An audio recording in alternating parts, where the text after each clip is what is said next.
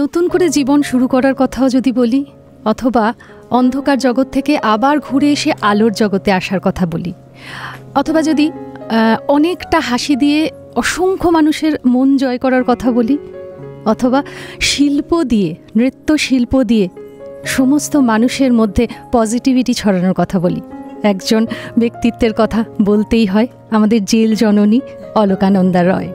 এই মুহূর্তে Alipur central jail মিউজিয়ামে ওনাকে পেয়ে গেছি। রেডিও নিউ টাউনের হাত ধরে আমি অপরাজিতা। ম্যাম, এইখান থেকেই তো যাত্রা শুরু, তাই তো? প্রেসিডেন্সি জেল থেকে, কিন্তু এখানের সঙ্গেও আমি খুব অ্যাটাচ ছিলাম, কারণ এখানে অনেক ছেলেরা আমার সঙ্গে ছিল। আমি যে গল্পগুলো বললাম তার মধ্যে ওরাও একটা পার্ট, এখানে ডকুমেন্টারিটাতেও ওরা রয়েছে যারা এখানে ছিল। তাই এই জায়গাটা আমার জন্য একটা খুব স্পেশাল। শুধু সেটাই ভাবি যে কি ছিল, আর এটা যে কি সুন্দর একটা জায়গা হয়ে গেছে।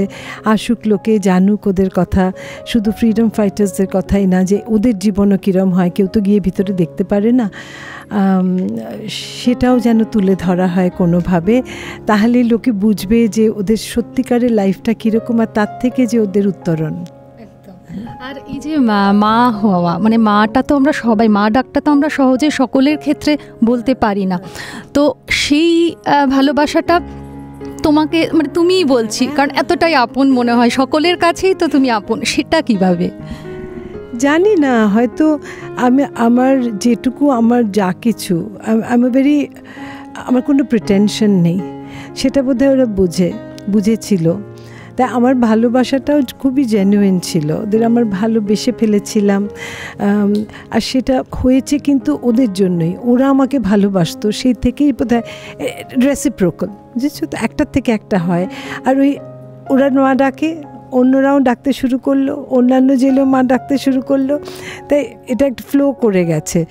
আলাদা করে কবে হয়েছি, কেন হয়েছি, আমি সেগুলো কিচ্ছু বলতে পারবো না। আর এই যে পথ চলা, এই পথ চলাটা তো শুধু ভালো দিকটা আমরা দেখছি, স্ট্রাগলটা তো একটা বিশাল থাকে, তো সেইটাকে পের করার যে অভিজ্ঞতা, সেটা যদি একটু শেয়ার করেন। ওই যে আমি বললাম যে স্ট্রাগলটাকে স্ট্রাগল মনে করলেই সেটা struggle, it's just a part of the journey. হ্যাঁ, অনেক রকম অনেক কিছু ফেস করেছি, মন্দটাও ফেস করেছি, অনেক কিছু পেয়েওছি, ভালোটাও পেয়েছি, তাই ব্যালেন্সড। তো যখন ওই ডিফিকাল্টিসগুলো হয়, একটু ডিমোরালাইজড কিছুদিন লাগে, তারপরে আবার ঠিক হয়ে যায়। আই ক্যান ফাইট ইট। আমি যদি কোনো কিছুতে বিশ্বাস করি, সেটা আমি করে ছাড়ি, আর যদি বিশ্বাস না করি, আমি কখনো করব না। মানে ভালোবাসাটা বোধহয় কোথাও ওই জয় করতে হেল্প করে।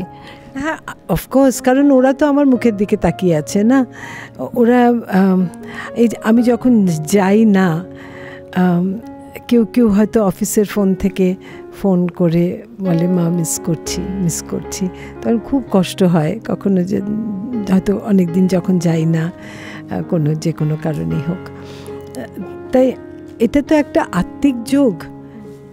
এটা কিন্তু ওদের দিক থেকেও দেখানো না, আমার দিক থেকেও দেখানো না, it's a very genuine connection.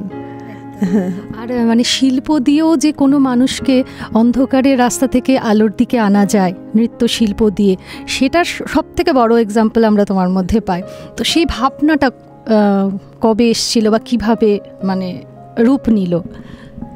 আমি যে কিছু ভাবি না, ওটা হয়ে যায়। আমি নাচতে ভালোবাসি, নাচলে আমার মন ভালো লাগে, তো সেটাই জানতাম যে ওদেরও মনটা হয়তো সেইটুকু সময়ের জন্য ভালো লাগবে, যেটুকু সময় ওরা নাচবে।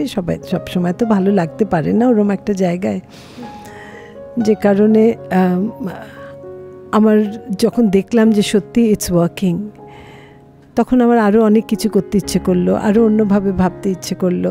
সেই ভাবনাটা আমার পরে আসে, আগে আমার ইমোশনটা কাজ করে। মানে কিছুটা সময় পজিটিভলি কাটানোর পরে পুরোটাতেই ওরা পজিটিভলি ভাবতে শুরু করলো, সেরকম কি কোনো এক্সাম্পল? হ্যাঁ, তাই তো হয়। যখন ওরা কোনো একটা, সবাই তো ওদের খারাপ দিকটাই দেখে বা সেটাই মনে রাখে। যখন ভালো কিছু করে আর সেটার জন্য ওরা অ্যাপ্রিসিয়েশন পায়, তখন ওদের ভালো হতে ভালো লাগে, তো ভালো থাকতে ভালো লাগে, যে আর কোনো দিন ভুল কিছু করব না, ভালো কিছু করলে মানুষ আমাদের এইভাবে মনে রাখবে। আর এই পথ চলা এখন তো বোধহয় একা নয়, অনেকেই আসে, অনেকেই আসতে চায়। যারা আসতে চায় তোমার সাথে কাজ করার জন্য, তাদেরকে কি বলবে? আসতে চায়, অনেকে এসেছে, অনেককে আমি নিয়ে গেছি, কিন্তু কিছুদিন খুব এক্সাইটেড হয়ে সবাই করে, তারপরে যখন দেখে যে খুব একটা সহজ কাজ না, আর এটা থেকে ওদের স্যাটিসফ্যাকশন ছাড়া আর পাওয়ার কিছু নেই, তখন বোধহয় ইন্টারেস্টটা আস্তে আস্তে চলে যায়। দ্যাটস লাইফ, যেটা থাকবার সেটা থাকবে, যতদিন থাকবার থাকবে, যদি না থাকবার থাকবে না, আবার নতুন করে কিছু হবে, কোনো কিছু থেমে থাকে না। আর আমাদের রেডিও নিউ টাউনের দর্শক বন্ধুদের কি বলবেন? সদ্য নববর্ষ কাটিয়েছি, প্রথমেই শুভ নববর্ষ, সবাই খুব আনন্দে থাকবে। আমি ভালো থাকার কথাও বলি না, আনন্দ থাকবে, সবাই যেন আনন্দে থাকে। আর একটা জিনিস সবসময় যেটা আমি বলি, যে নিজের জন্য বাঁচাটাই বাঁচা না, সবাইকে নিয়ে বাঁচাটাই হলো আসল বেঁচে থাকার আনন্দের জায়গা। একা ভালো থাকলেই ভালো থাকা যায় না। মানে অসংখ্য মানুষের ভালোবাসা নিয়ে নিজেদেরকেও ভালো রাখতে হবে, ভালো থাকতে হবে, আর ভাইস ভার্সা, মানে নিজেরাও ভালো থাকলে বোধহয় আমাদের আশেপাশের মানুষগুলোকেও ভালো রাখতে পারি।